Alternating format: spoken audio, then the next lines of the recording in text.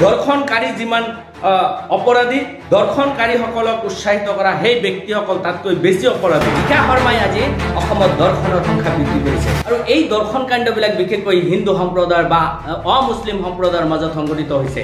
কিন্তু সেই অমুছলিম সম্প্ৰদায় হোৱাৰ কাৰণেই আজিলৈকে এটা এনকাউণ্টাৰ হোৱা নাই নেকি? এনেকুৱা যদি শাস্তি বিহাৰ চিষ্টেমটো থাকে তেতিয়াহ'লে নিশ্চয় এই দৰ্শন কাণ্ডবিলাক আৰু দিনৰ পিছত দিন বাঢ়ি যাব।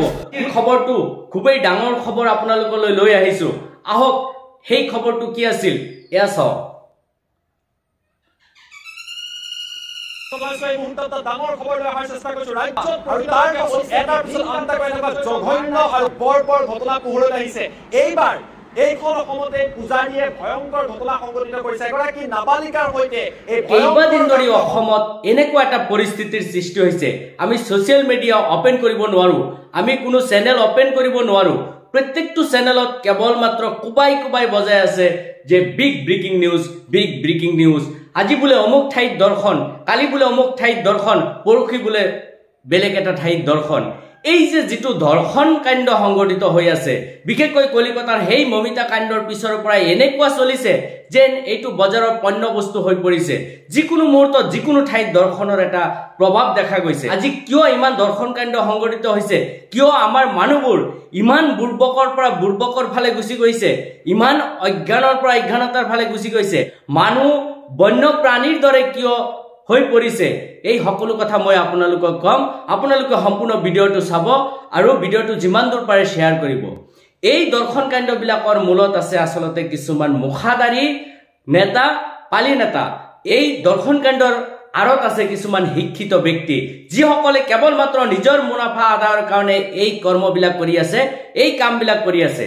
অসমৰ মিয়াৰ ঘৰে ঘৰে ঘূৰি ফুৰি নিজকে লিডাৰ বুলি পৰিচিত দিয়া সেই শিখা শৰ্মা ডাঙৰীয়ানীয়ে, সেই মিয়ানীয়ে আজি গোটেই অসমত আজি দৰ্শন কাণ্ডৰ যি প্ৰেৰণা, সেই প্ৰেৰণাখিনি তাই আগবঢ়াইছে।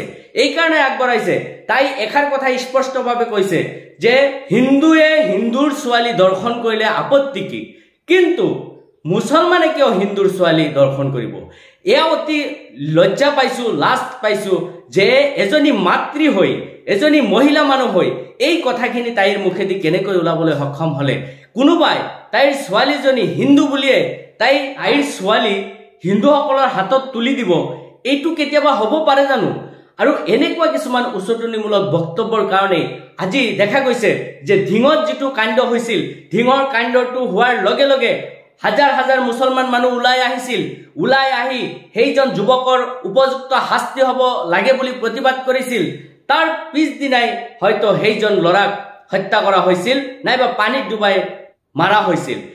কিন্তু দেখা গৈছে তাৰ পিছৰে পৰা এটাৰ পিছত এটা দৰ্শন কাণ্ডবিলাক সংঘটিত হৈছে আৰু এই দৰ্শন কাণ্ডবিলাক বিশেষকৈ হিন্দু সম্প্ৰদায়ৰ বা অমুছলিম সম্প্ৰদায়ৰ মাজত সংঘটিত হৈছে। সেই অমুছলিম সম্প্ৰদায় হোৱাৰ কাৰণেই আজিলৈকে এটা এনকাউণ্টাৰ হোৱা নাই নেকি? এনেকুৱা নীতি নিয়মবিলাক যদি দেশত প্ৰচলিত হৈ থাকে, এনেকুৱা যদি শাস্তি বিহাৰ চিষ্টেমটো থাকে, তেতিয়াহ'লে নিশ্চয় এই দৰ্শন কাণ্ডবিলাক আৰু দিনৰ পিছত দিন বাঢ়ি যাব। আজি শিখা শৰ্মাৰ সেই বক্তব্যৰ দ্বাৰাই হয়তো অমুছলিম সম্প্ৰদায়ৰ মানুহখিনিয়ে উৎসাহিত হৈছে, অমুছলিম সম্প্ৰদায়ৰ মানুহে প্ৰেৰণা পাইছে যে দৰ্শন কৰিলে আমাক ৰক্ষণাবেক্ষণ দিয়া হ'ব।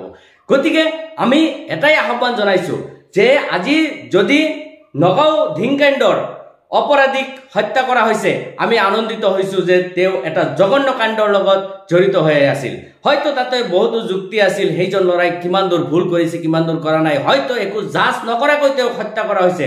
তাৰ পিছতো কোনো ধৰণৰ প্ৰতিবাদ কৰা হোৱা নাই, কাৰণ তেওঁ এটা জঘন্য ঘটনাৰ লগত জড়িত হৈ আছে। কিন্তু আজি হুজাইত দেখা গৈছে যে এজন শিক্ষকে ছাত্ৰীৰ লগত যৌন নিৰ্যাতন চলাই তেওঁ ভাইৰেল কৰাৰ পিছতো তেওঁক কোনো ধৰণৰ এনকাউণ্টাৰ কৰা হোৱা নাই। আজিলৈকে তাৰ বিচাৰ সমাপ্ত হোৱা নাই। আজি দেখা পাইছো যে কোনোবা এখন ঠাইত মন্দিৰত পূজাৰীয়ে নাবালিকাক দৰ্শন কৰিছে। এইবিলাকৰ ওপৰত কেতিয়া বিচাৰ হ'ব? এইবিলাকৰ ওপৰত কি হিন্দু বুলিয়ে তেওঁলোকে হাৰি যাব নেকি? অমুছলিম বুলিয়ে তেওঁলোকে হাৰি যাব নেকি? আমাৰ চৰকাৰে যেতিয়ালৈকে নিৰপেক্ষ দৃষ্টিত চিন্তা নকৰিব, তেতিয়ালৈকে এইবিলাক কাম আৰু বিস্তাৰিতভাৱে হৈ থাকিব। দৰ্শনকাৰী যিমান অপৰাধী দৰ্শনকাৰীসকলক উৎসাহিত কৰা সেই ব্যক্তিসকল তাতকৈ বেছি অপৰাধী।